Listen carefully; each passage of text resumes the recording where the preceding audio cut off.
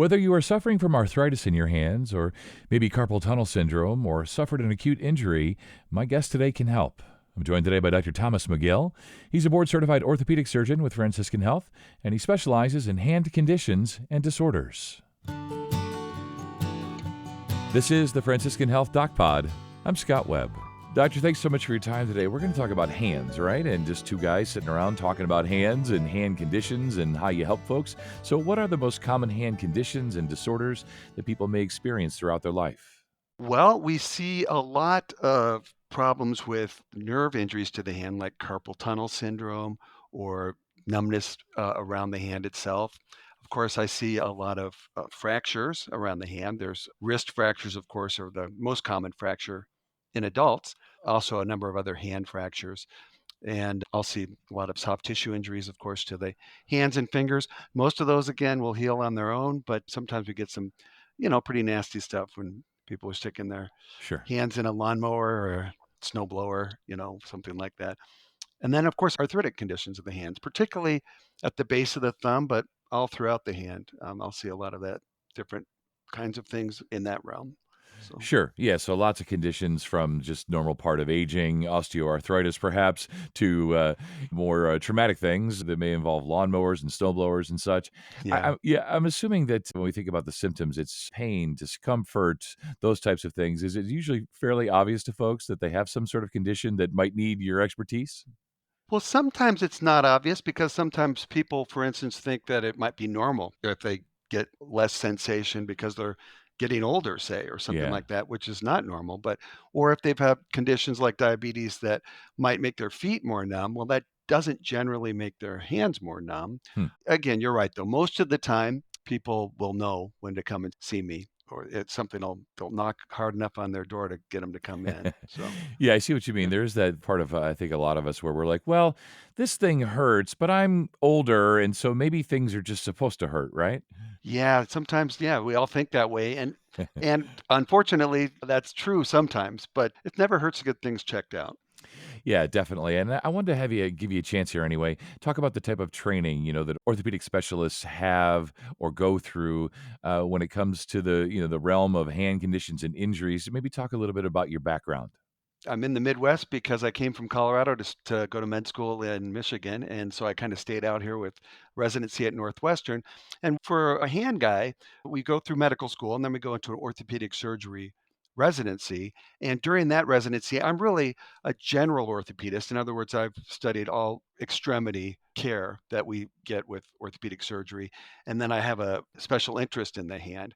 But, it's been 5 years after med school of just, working with patients under the direction of other doctors, mentors, so to speak, at Northwestern before I came out to LaPorte, the LaPorte area, to just do my private practice or my group practice, Sure. in orthopedic extremity, and hand is a big part of that.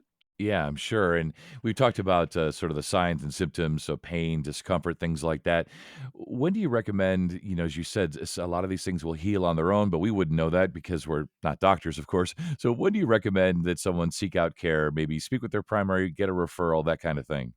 It's always good to talk to your primary doctor if you have a question. They will obviously be able to figure out whether you need to come in for a referral or not, but also you can come right into the office. If you've had a condition that's just not getting better, it's been a month or so and it's not getting better or getting a lot worse, or it's distracting you from sleep or something like that, you don't have to wait a month if it's bad enough to distract you from your everyday activities. Or, of course, if you've had an injury or you're worried about healing of a wound or something like that, then it's always better to come in sooner rather than later. Yeah, I see what you mean, right? If we know that we've sustained an injury and the pain and discomfort hasn't gone away, that's probably a sign to speak with someone. Speak with primary first, get a referral. But you say like some of those other things like arthritis, is this going to go away? Is this temporary? And then when you kind of find out it hasn't gone away, maybe that's time, right? Yeah, exactly. Especially for those, yeah, degenerative or kind of chronic conditions where you didn't have an injury, then if you're not getting better, come in and have it checked out. For sure. Yeah, a lot of us suffer, maybe in silence, maybe not, but a lot of us suffer when we don't have to, and there's obviously a lot of care out there, treatment options, and that's what I wanted to cover next was the different treatment options. I don't know that we can cover every hand condition that or injury, but generally speaking, what are the treatment options that you recommend and try before you get to surgery? Well, of course, it depends upon the condition, but it's important to note that I'm a surgeon, but most of the patients I treat without surgery. We Yeah. obviously use surgery as more of a last resort. Of course, I do a lot of surgery on the hand, but for instance, a degenerative condition like degenerative arthritic type of pain in the hand, oftentimes I've just told patients to go pick up a paraffin wax machine and use the hot wax, the hot soak from the hand, and that can be very helpful with symptom relief. Sometimes, of course, with carpal tunnel syndrome, we'll try, anti-inflammatories as well as maybe using a splint at night. And oftentimes these can eliminate the problem or at least make it bearable, so to speak, and not worsening. So that's just a small example of some of the things we can do. Yeah, I do find it is interesting. I speak with a lot of surgeons and, in my mind I'm thinking, well, they're surgeons, so they can't wait to roll up their sleeves and perform surgery. But it's not usually the case. I hear that as a common tale that yes, I'm a surgeon, but it's a last resort for most folks. And we all kind of think that way. Even when I go see a surgeon, I wonder, are they going to kind of, be biased towards doing surgery? But really, I like to think of the patient. I would treat them pretty much just the way I would treat myself. I've done this for a while now, so I know, and I've gone through medical conditions myself, and I know what it's like to be a patient. And certainly, surgery is a great answer for a number of conditions.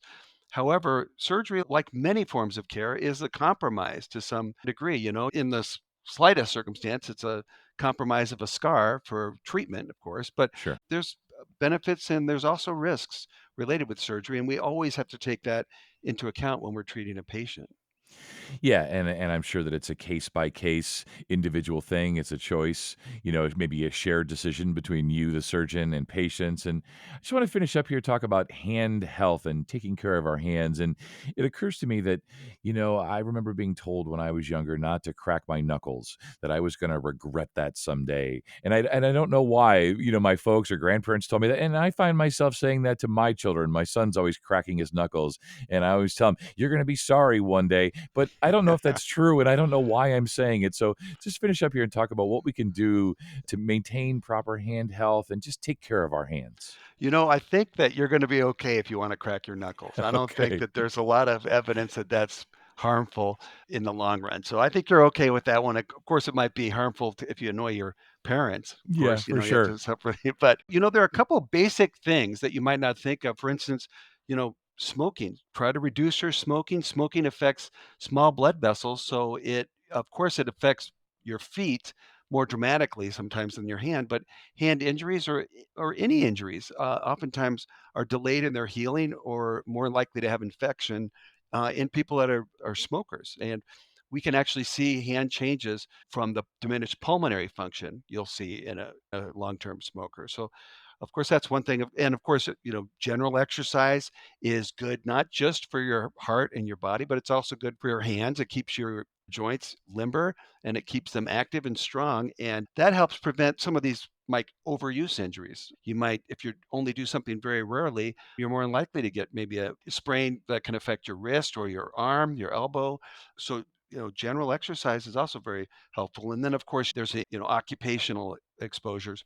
I can't tell you how many times I've seen a professional person that works with sharp tools that has a serious cut. And I think it's because people that have been around that equipment for a while, you get a little bit cavalier about it, and then next thing you know, it comes back to bite you, so to speak. So it's important to get used to using your safety equipment and just make that a habit in what you're doing. Yeah.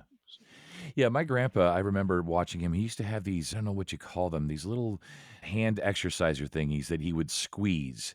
Yeah, like a And grip strength or yeah, something. Yeah. he was always anytime he was sitting around sort of idle, he was always using those gripper thingies and trying to strengthen his hands. And is that something that you recommend just for overall hand health to keep our strength up?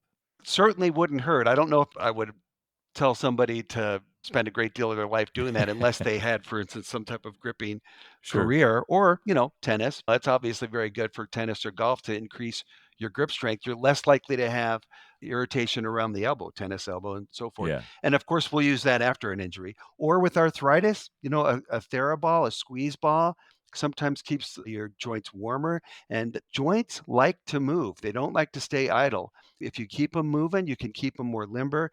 And I sometimes compare an arthritic joint to a tire that's going bad. If you can get the motion out of that joint, if you can improve the motion, sometimes you're kind of rotating that bad tire so you can use another part of the joint that might have a little bit better cartilage coverage on it. So, Yeah.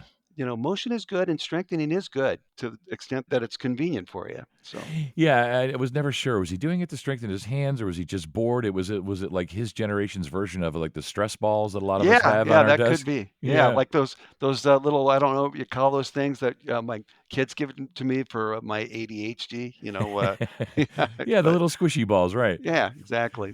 Well, So, that's perfect. Great advice from an expert today. Appreciate your time. Thanks so much. oh well, sure. And for more information, visit franciscanhealth.org and search hands and orthopedic specialists. And if you found this podcast helpful, please share it on your social channels and be sure to check out the full podcast library for additional topics of interest. This is the Franciscan Health DocPod. I'm Scott Webb. Stay well, and we'll talk again next time.